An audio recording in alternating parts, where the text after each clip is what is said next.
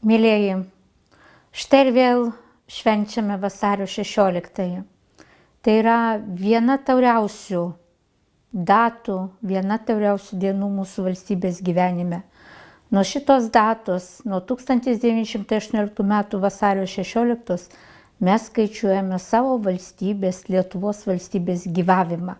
Ir netruks greit atbėgt diena, kai minėsime jos 100-metį.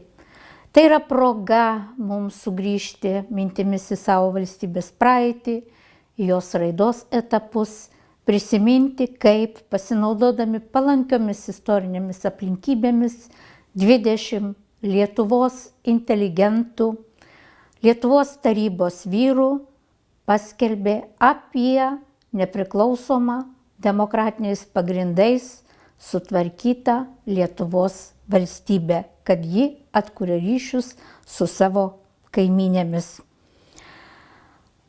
Netriukšmas ir neblizgesys yra šventės esmė, o šventės esmė yra tai, kiek mes įdedame širdies, kiek mes esam savyje patriotai, gerąja to žodžio prasme, kiek mes jaučiame ir išgyvename savyje Lietuvą.